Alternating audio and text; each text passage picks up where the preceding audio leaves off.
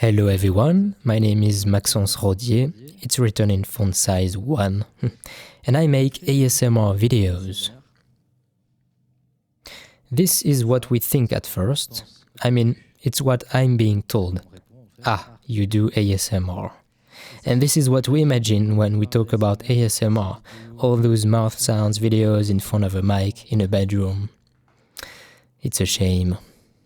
So, who thinks ASMR is sounds, noises? Raise your hands if you do. Okay, almost half of you. Who thinks ASMR is a body reaction, a frisson? Okay. I asked this question to my followers. We got 18,000 votes. We got 35% thinking this is sounds, and the rest thinking this is tingles. So I'm gonna ask you a question again. Who thinks the autonomous sensory meridian response is a body reaction? Who thinks the autonomous sensory meridian response is a type of sound design, sounds? Okay, makes me feel better. So I asked this question to my followers, 11,000 votes, 8% think the autonomous sensory meridian response is a type of sound design, 92% think it's a tingle. Well, this was the same question, my friends. I just spelled out ASMR, and I realized the same people, well, probably, who answered both polls a few days apart from each other, didn't answer the same thing. And it was the same question. So we're gonna see why. There is a small issue, right? So ASMR means autonomous sensory meridian response, and it doesn't really mean anything, actually. Well, it means a lot of things. This is our body on the left. On the right, this will be the outside world. We typically have 5 senses: sight, hearing, touch, smell, and taste. And we're gonna add the cognitive aspect. It means when we make sense of what our senses perceive, unconsciously or consciously, we're gonna put that into the cognitive aspect. Now, in the outside world, we've got stimuli.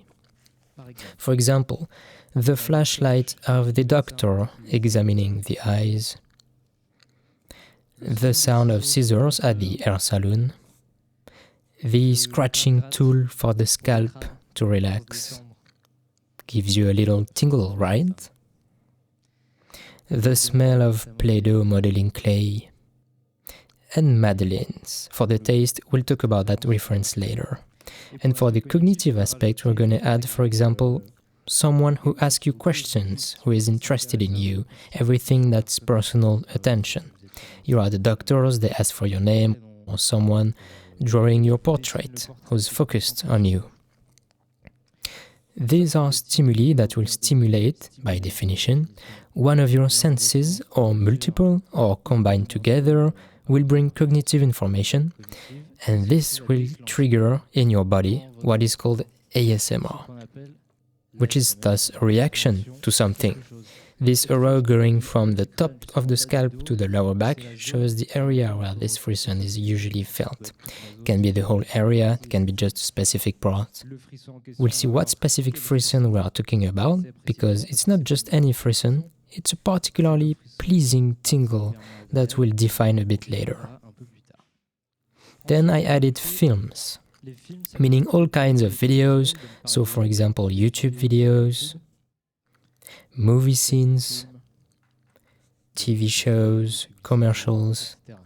These films will replicate real-life experiences.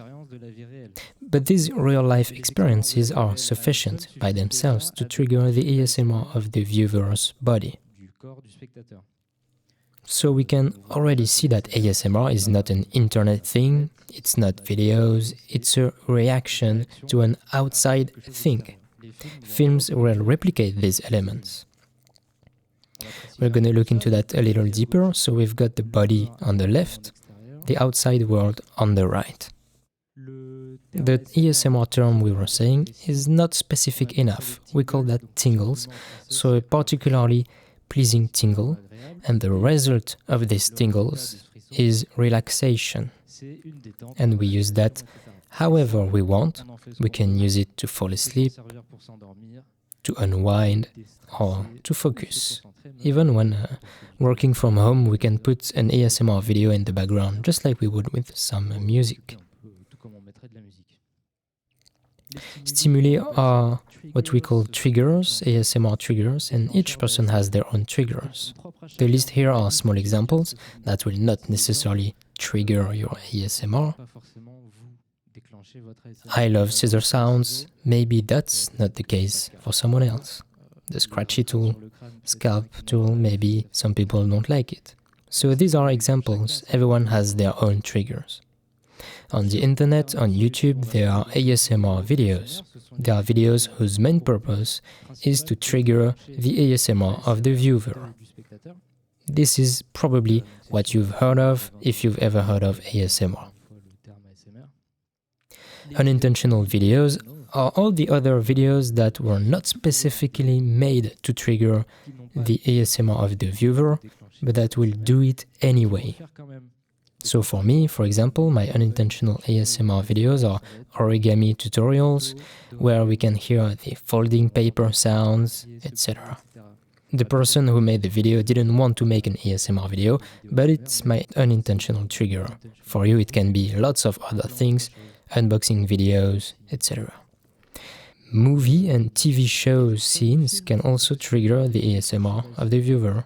For example, we'll see that later, Woody in Toy Story 2, who is being repaired by the restorer, and lots of others. We'll see that later. There are commercials that use sensorial aspect.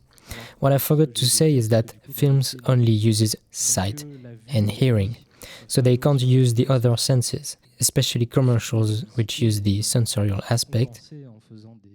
If they could use smells, they would. So they compensate with close-ups, sound close-ups too, etc. And TV shows, for example, Bob Ross. Do you know who Bob Ross is? This painter from the 80s who was in a TV show where he taught painting in a calm environment with a lavalier, mixed cozy sound.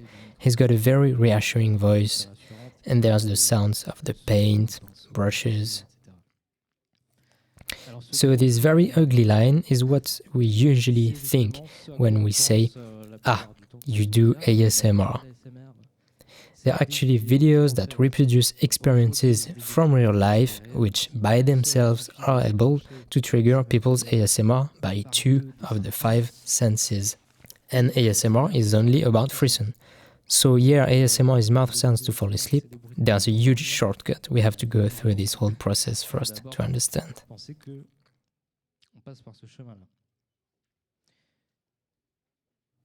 Then, ASMR on the internet has been a thing for 12-14 years. So in 12-14 years, we've had time to develop techniques and professional equipment. For example, we shoot in POV, first-person camera, for the viewer's immersion.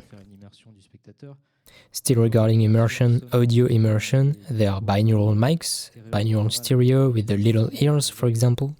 This existed before, of course, but it has developed a lot since the apparition of ASMR and the internet. We've also in 14 years experienced thousands of triggers to know what works and what doesn't. This is how we know scissors at the hair salon are something that people often like. And by the way, in 1977, Mr. Murray Schafer, acoustician, said,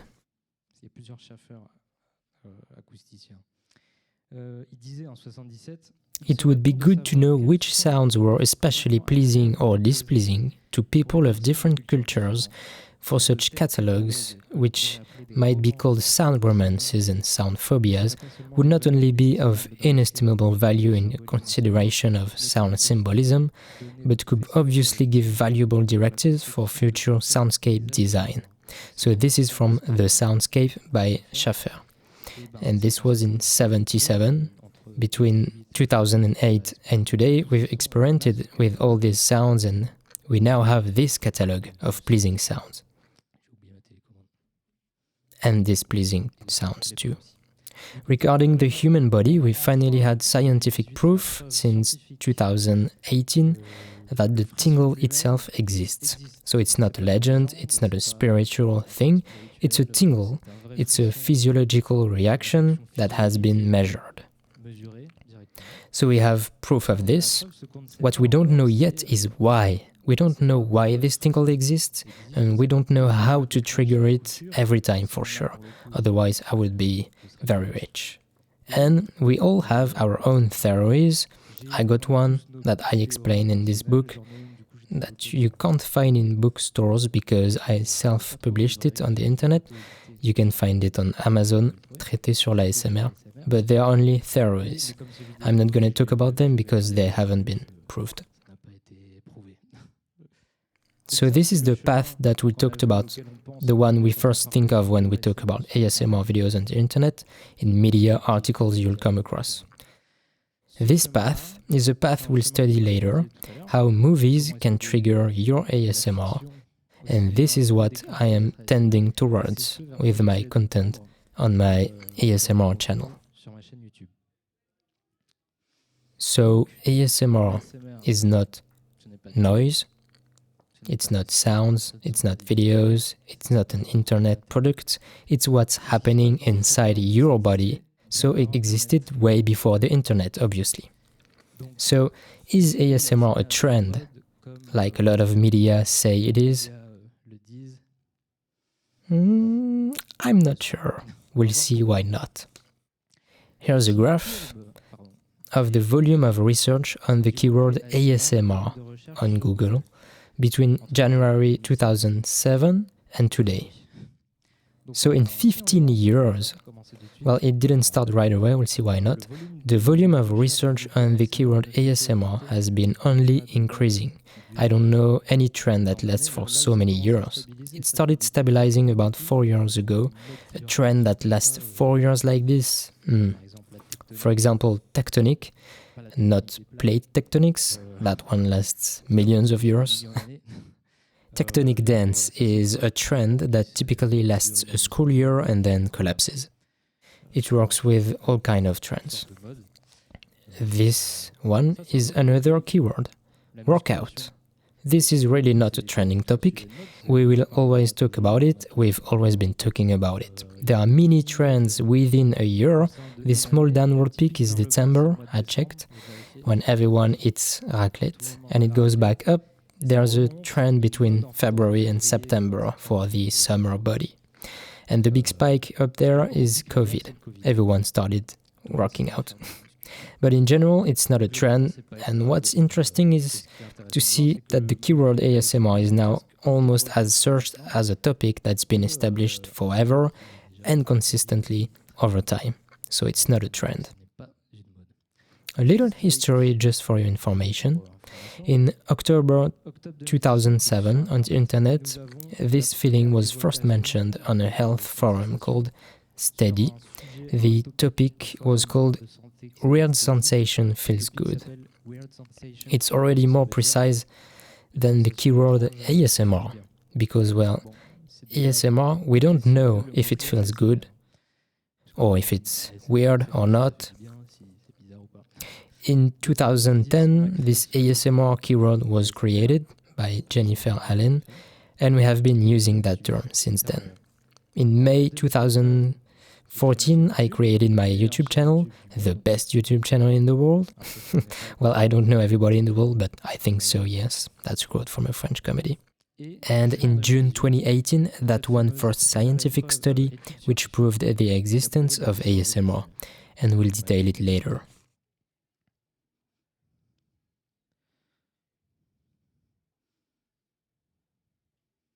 So ASMR is not a trend, nor is it a niche topic.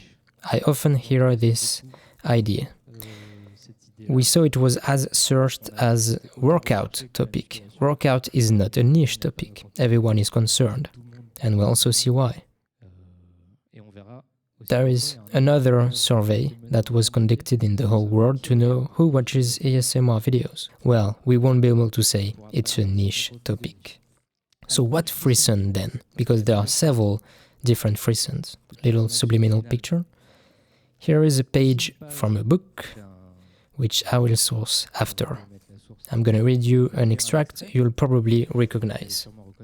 No sooner had the warm liquid and the crumbs with it touched my palate than a shudder ran through my whole body, and I stopped, intent upon the extraordinary changes that were taking place. An exquisite pleasure had invaded my senses, but individual, detached, with no suggestions of its origin. And at once the vicissitudes of life had become indifferent to me, its disasters innocuous, its brevity illusory. This new sensation having had on me the effect which love has of filling me with a precious essence, or whether this essence was not in me, it was myself. I had ceased now to feel mediocre, accidental, mortal. Whence could it have come to me, this all-powerful joy? I was conscious that it was connected with the taste of tea and cake, but that it infinitely transcended those savours, could not indeed be of the same nature as theirs. Whence did it come? What did it signify? How could I seize upon and define it? Did you recognize these lines? Proust, well done, precisely. Written between 1906 and 1922, so exactly a century ago. And what's funny is that the first time he wrote those lines was in 1907. He wrote them again several times until 1922. And today on the internet, the first time we talked about ASMR was in 2007, and today it's 2022. So maybe 100 years from now on, we'll have new information again, in 2107 and 2122. So we'll add that this feeling, maybe, we are not inside the head of the character, was felt from the top of the scalp to the lower back, along the spinal cord. Just want to precise, in the French version of this text, it is not written through my whole body, in the original French text. And the last three questions, whence did it come, what did it signify, how could I seize upon and define it? Well, we still don't know today. I count on 2107 to find the answer.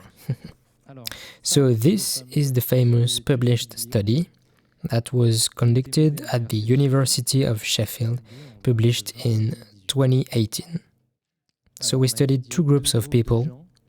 A first group that was staying at home in order to gather the largest amount of people, and most importantly to have a personal aspect, and a second group of people in labs where we could monitor their vitals.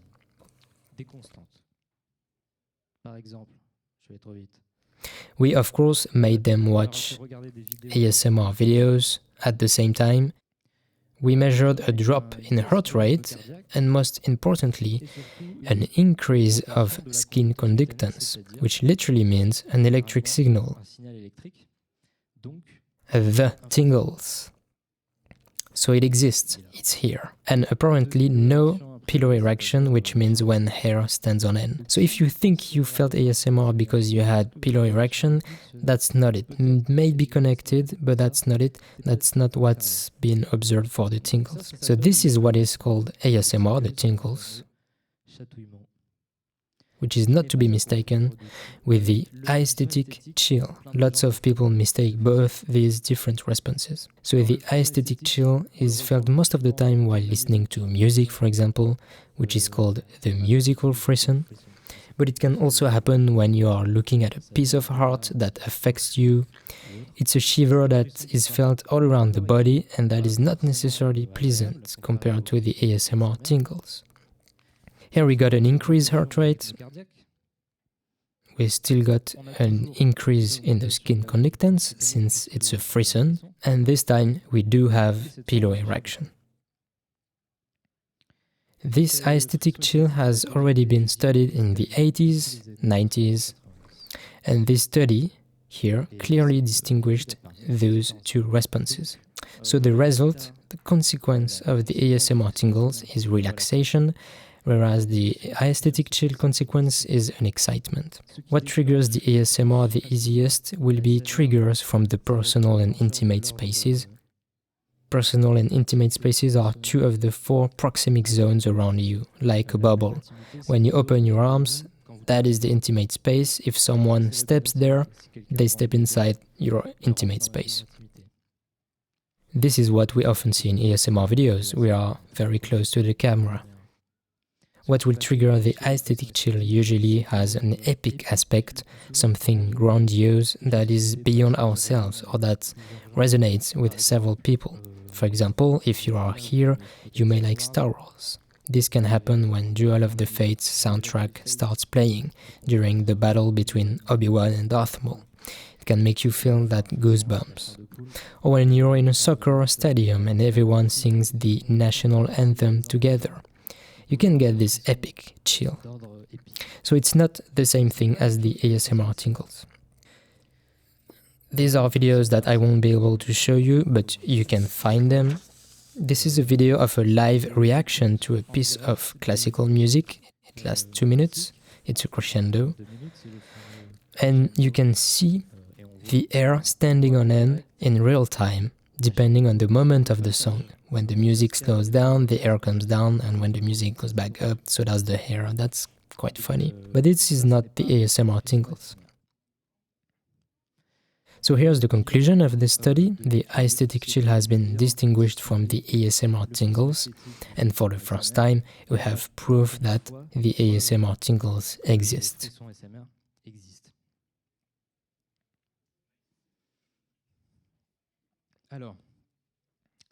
ASMR is not the aesthetic chill, and since ASMR is a pleasing reaction by definition, laughing, for example, is a pleasing reaction in general, except when it's about getting tickled.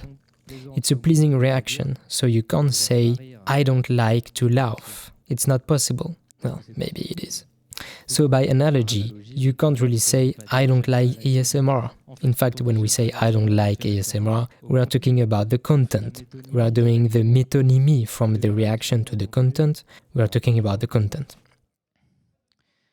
The problem of this metonymy is, for example, the survey that we did earlier.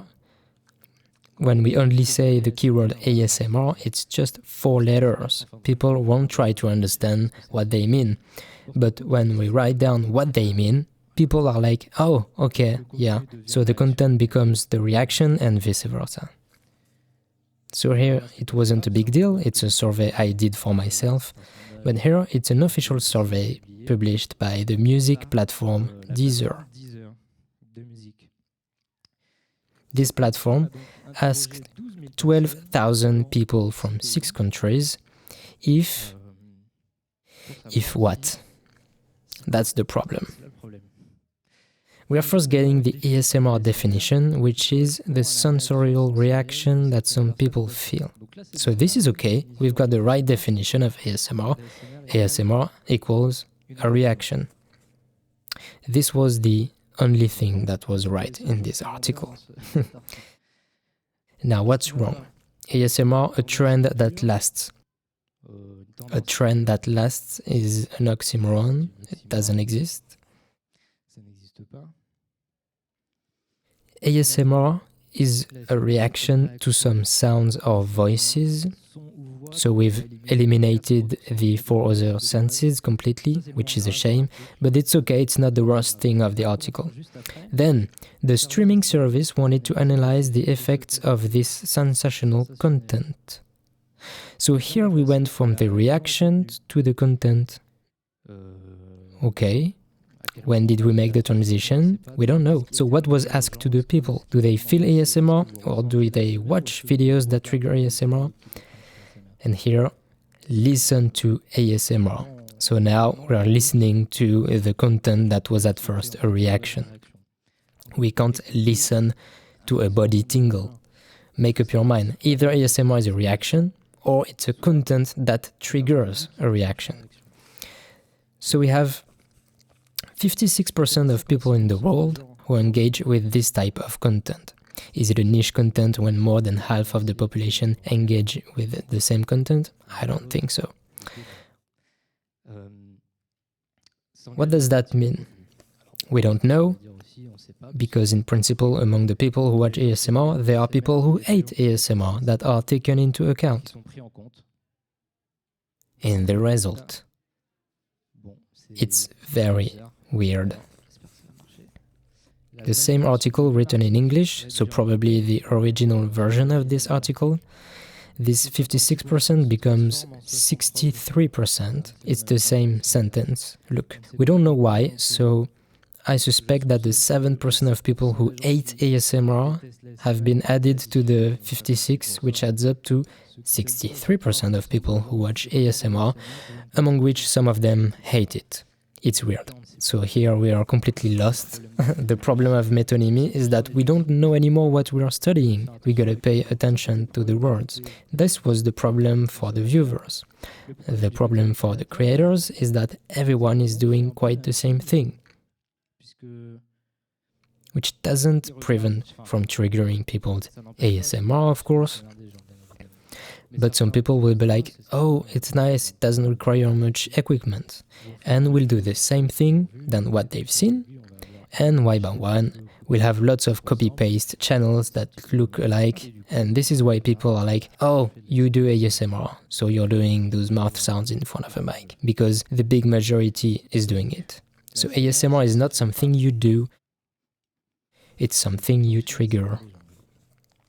So I tried to make ASMR movies to make people sleep, you might think. You've all ever fallen asleep while watching a movie, right?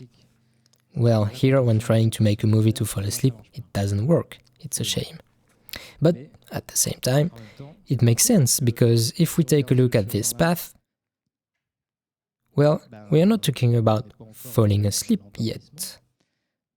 Again, with the metonymy, you make videos that make people fall asleep. No, I simply make videos that trigger the ASMR tingles. What happens after this is not my responsibility. So this was simply to remind you that if you want to make an ASMR movie, which is what I tried to do, we're not gonna say there are movies to fall asleep to. We're gonna say there are movies whose main purpose would be to trigger the ASMR of the viewer. So now this is innovation, this is what I try to create on my YouTube channel. What makes an ASMR video is triggers that we saw are diverse, mainly audio and visual. A simple plot, because if we have a super complex investigation, we'll be too much focused on it, and it's harder to unwind. And the actions are suitable for relaxation. You won't have explosions, stuff like this. Now, what makes a movie is a mise en scène. We'll talk about this a little more detailing after. Telling a story, because 30 minutes of an unboxing is not really telling a story. So we're gonna have to connect both each time, and we have adventures that are not necessarily relaxing. So the goal of making an ASMR movie is to get all of this at the same time. Triggers will be based on sound design, visual and cognitive triggers, viewer involvement. Most videos are role-play videos where we talk to the camera, we talk to the viewer, which you rarely see in a movie. But you still have to take into account a lot of things for the mise en scène, acting, set design, costumes, props, etc., which you rarely see in ASMR videos. Simple plots, so as I was saying, that can be 30 minutes of a single action, an unboxing. In a movie, you have to tell a story, which with at least one character, their goals, traditionally a 3-act structure. All of this in an ASMR video is hard to develop. Suitable for relaxation, no stressful stakes, unlike in movies where if there's a story, usually there has to be stressful stakes. No loud scenes, etc. In a movie, the character has to face obstacles in order to achieve their goals. various places. Of course, this is generally speaking. There are single-set movies, movies without obstacles. And you need editing. I didn't say it earlier, but in ASMR videos, scenes are usually sequence shots, which can also happen in movies. Alors, quelle est cette chose? Ah oui, j'ai pas fait l'animation, parce que je l'ai fait tout à l'heure. Donc on va tous les mettre. Voici Here are several audiovisual productions from the ASMR video on YouTube, on the top left to the right and then at the bottom. To the ASMR movies. I'm not saying my video down there is an ASMR movie, but it's getting closer. Produced ASMR movies do not exist yet. So I had some clips that I won't be able to show you, but I can either talk about them or I think most people have seen them. So this first ASMR video from Massage ASMR is a simple video of positive affirmations with a black backdrop. It's kind of like a hypnosis session. There are triggers, a simple if not non-existent plot since it's only reassuring sentences. It's very relaxing. I've put mise-en-scène a little lighter, but there is still one. There's a choice of lighting, point of view, etc. But besides this, there's almost no mise-en-scène, and of course, he's not telling a story. There's no event happening. Now, we've got this short film that I won't be able to show you, which kind of looks like an ASMR roleplay at the beginning, except that it's fiction. It lasts 16 minutes, I think. We've got triggers in the beginning because we've got sorts of positive affirmations. There's a man who validates visitors' parking tickets, and when checking them, he validates people themselves, like, "Whoa, you are awesome." He's got a very reassuring voice, etc. So we have this trigger side, but limited, because we only have a voice. There's quite some noise around him. The plot is quite simple, I told it in 5 seconds. But it's not relaxing, because this part lasts 2 minutes in the movie, and the other 14 minutes are dramatic. Something happens to the man, so the visitors are disappointed, and it becomes stressful. And of course, it's a fiction short film. So we've got mise-en-scène, a storyline, and there are some events happening. I put this lighter because it's still a short film, it's not as developed as a feature film would be. This is a stop-motion movie that you can find on YouTube. It has 500 million views, and that was the shortest film ever nominated at the Oscars. I think it lasts 1 minute and a half. It's someone, we don't see their face, who's making guacamole with objects that will replace the real ingredients. So for example, you've got an avocado, which is a grenade that he cuts with a knife, the pit is a pool ball, etc. And it's all in stop motion, along with a sound design that is delicious. So we've got triggers, for sure. We've got a very simple plot, since it's only someone making guacamole. And it's relaxing. There is no stressful event, etc. There is mise-en-scène because it's still a fiction movie with choice of shots, depth of field, sound design, etc. But there's not really a story being told except making guacamole. And there's no events. The result is 1 minute and a half of movie. Doing a feature film of only this, with no plot, becomes boring. But it's possible. So now we'll be talking about specific scenes from movies that we'll have to put in perspective. If you remember Woody being fixed by the cleaner in Toy Story, which is a much appreciated scene by people who watch ASMR videos, we've got triggers, we have a lot of sound design, the unfolding of the toolbox, the small drawers, the objects inside, the glasses with the small magnifying glasses, the brush. We have lots and lots of tools. But simple plot? Well, no, because the movie itself is complex. We've got a real storyline with adventures.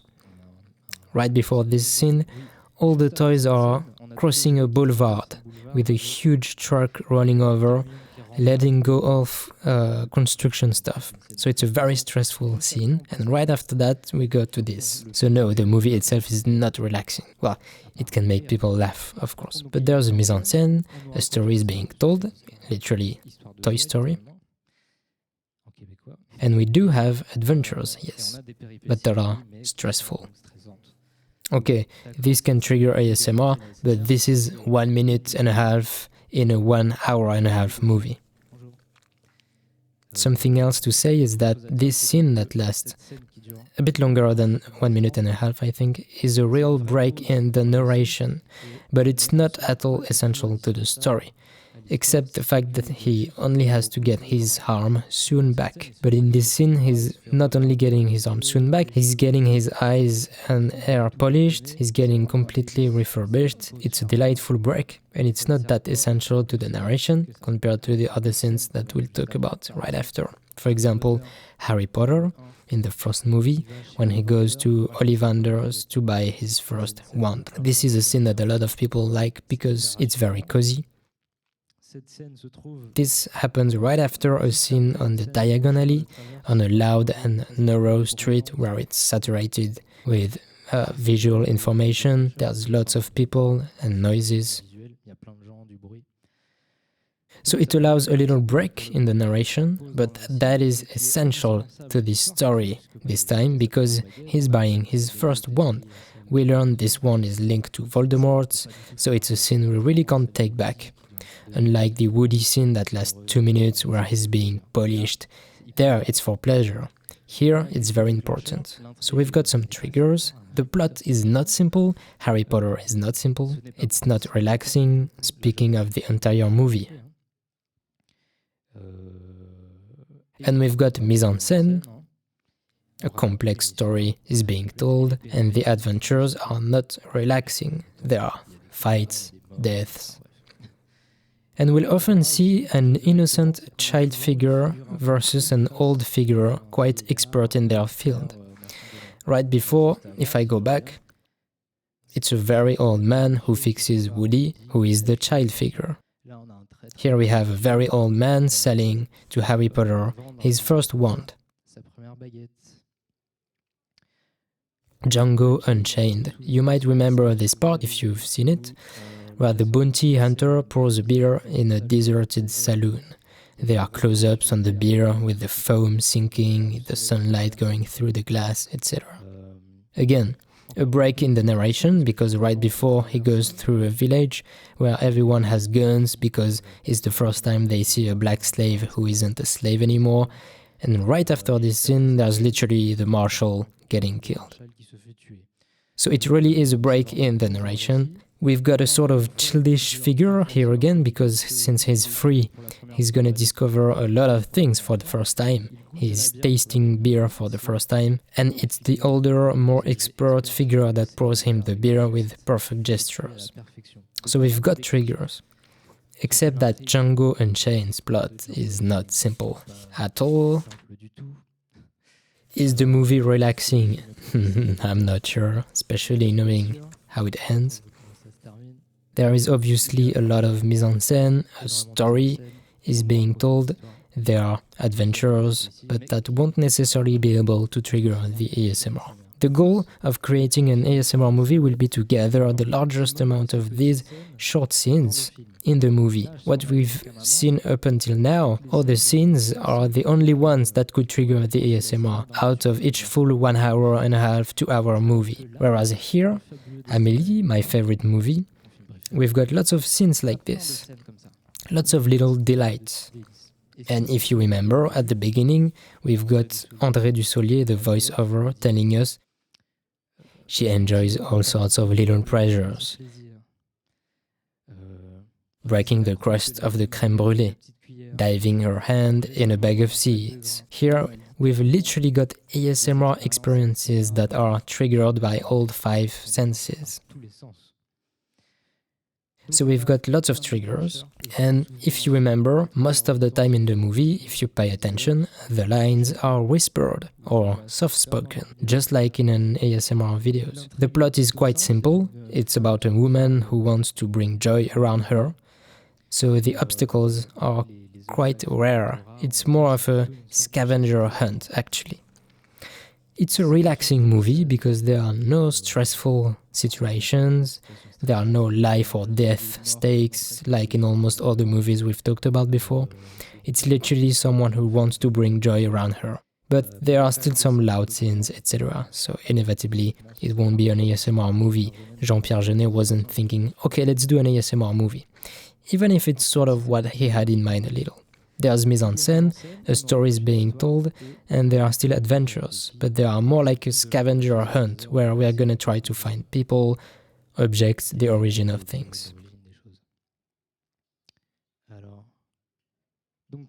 This is my content on my YouTube channel, well, part of it. There are scenes from movies, Harry Potter for example, not the same one as before, that we like because it's gonna trigger people's ASMR. But since they are in movies that are stressful, life or death, stakes and all, when I'm just gonna extract the scene, I will reproduce it, extend it, and make it last like half an hour.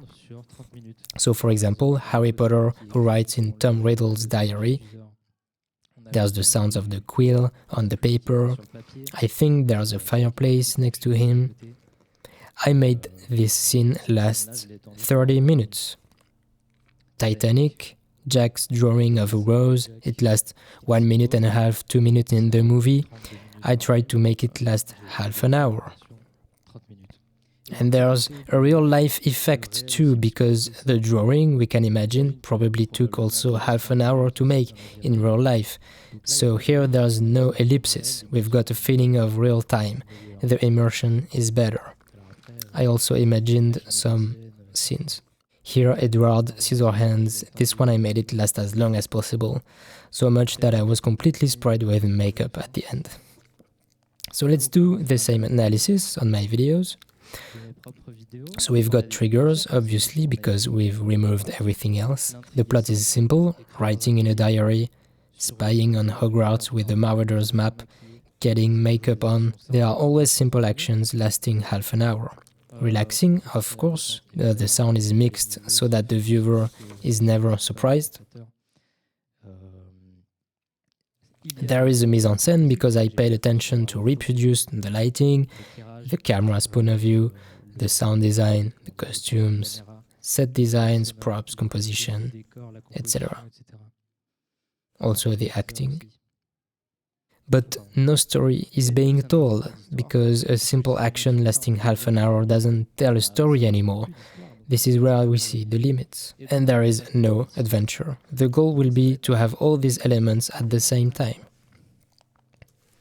This is my other content, which is original.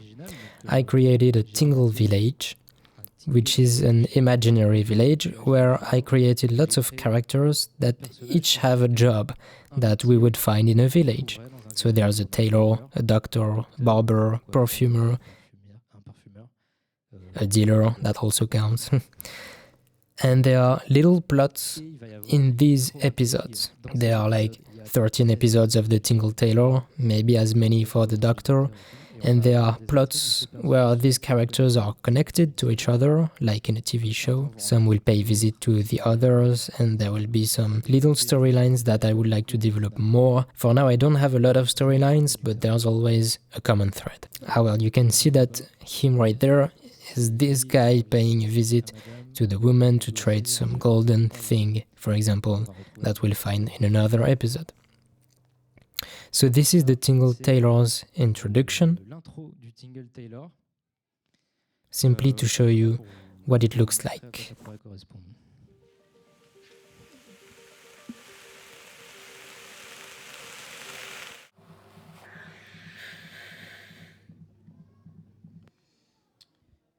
So this was the introduction to one of my videos. Then it's 40 minutes of roleplay in the customer POV, like you can see on the thumbnail. The idea would be to make it last 1 hour and a half while telling a story with adventures. The problem is, in what you've just seen, there is a simple plot for sure, someone doing their daily job, but telling the story will be through the roleplay. Here I'm the actor because it's more practical for me actually. So remember this thing of a child figure versus an older expert? Well, I would simply have to find older actors, just like when we're making a movie, we cast people. And this is what I've started to do with the Tingle Writer 4 months after this conference. No events either, except that you are you when watching the video, a client, buying clothes, and you're being taken care of. The suitable themes that are worth considering to make an ASMR movie, which gathers the two sides, is the childhood theme, as we discussed, also because the ASMR tingles, I didn't say it, but personally I've been feeling it since elementary school, for as early as I can remember. Classmates going through their pencil case next to me, coloring when we were like 6 years old. It's often related to the childhood theme. And it's part of my theory, which I didn't develop, that is in my explanations of triggering ASMR in my book. The scavenger hunt theme, like in Amélie, where there is lots of little scavenger hunts. Because what's good about the scavenger hunt theme is that you can have obstacles and events that are not necessarily stressful. Indiana Jones, for example, is a little stressful, but in Amélie, it's more of a wandering urban hunt. And it's often about manual activities, manufacturing, tool work, object making, puzzle solving, fixing like Woody. Because we look at people who are used to doing their job perfectly. And here the cognitive aspect, when we see someone doing a task with expertise, well, it's a very satisfying ASMR trigger. And so when you have all this together, if we manage to produce a movie someday, would we call that a new cinematographic genre with its own rules?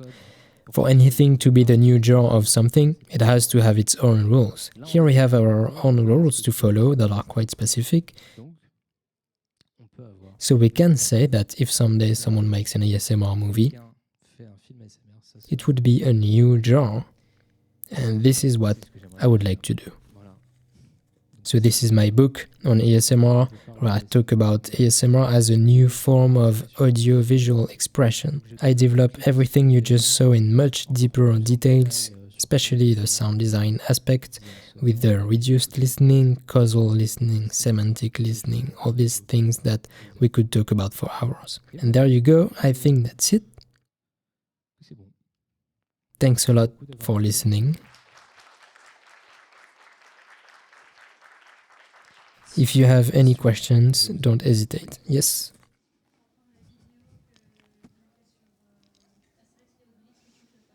Oui. Eh oui. Yes, the Mission Cleopatra video. If I show you the thumbnail again. So it was this one where I invited all my ASMR artist colleagues, which is the contraction of ASMR artist, and Benjamin Lubzinski, who is a psychotherapist, where we made a parody. The initial goal of a parody is to be funny, so it's still relaxing, it's still about relaxation, because it makes people laugh, and the fact that everyone is whispering, there are extended scenes again, when it's 3 minutes of just the sound of the sand in the desert, things like that. The problem is that, well, first I didn't write the story, I took it and adapted it.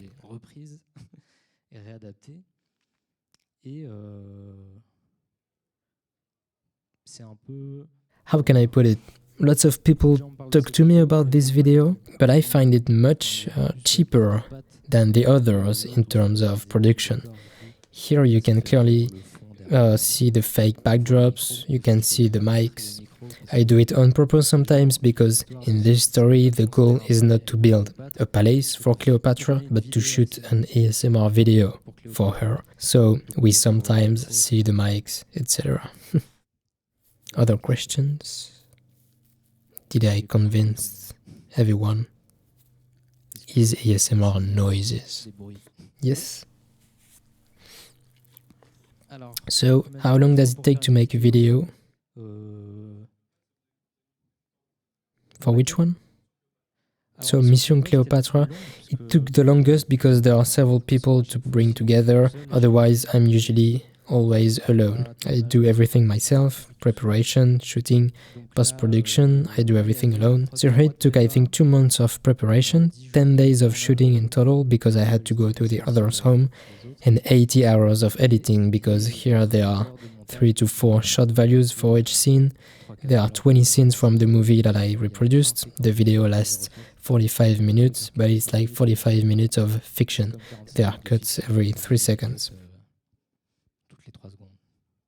So let's say 3 months. Oh yeah, because the idea was not to build a palace in 3 months like in the real plot, but to make an ASMR video in 3 months. So I didn't do it in 3 months because I started working on it after the first month has passed. Someone in the comments said, "Oh, it would be nice if you made Mission Cleopatra." I told them, "How late am I allowed to be?" Like in the movie. They told me, "You have 3 months." So I literally tried to put out the video. I did put out 3 months from then to the day. But the first month, I didn't do anything. So I did it in 2 months, actually. But otherwise, it can take like 1 week, 10 days. I also do very simple videos for people who don't necessarily like all these productions. So it's just me exploring objects, and this can simply take a day to make. It varies. Other questions? Yes? Comment est-ce que vous expliquez le contraste entre le succès, enfin votre succès, bravo, et puis Merci. en général de l'ACMR sur Internet, la réalité d'un phénomène de société et le déni à la fois médiatique, collectif, il n'y a même pas de mot en français.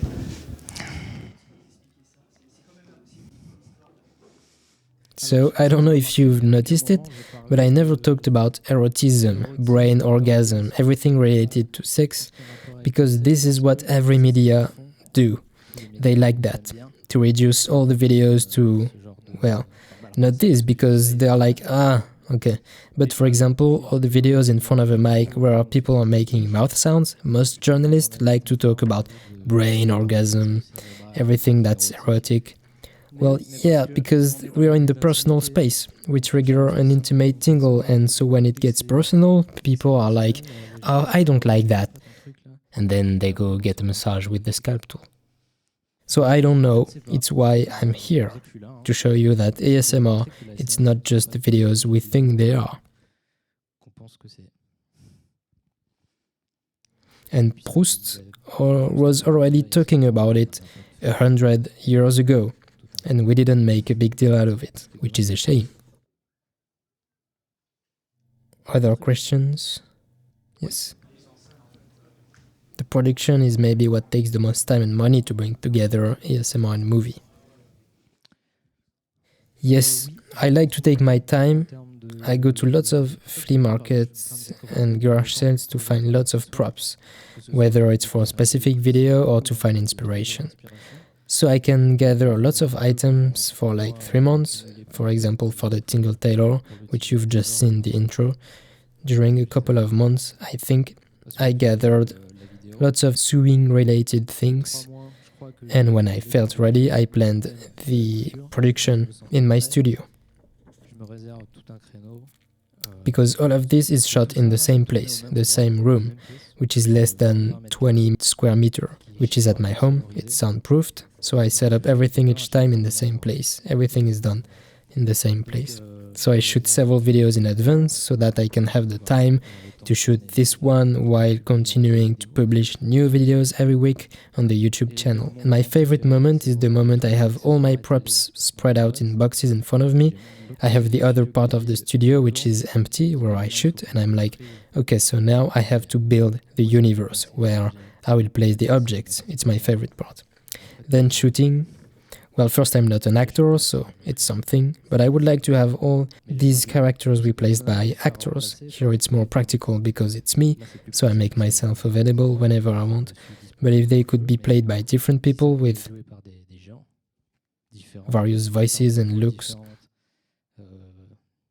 it would be nice. But it's my favorite part. Other questions? Yes?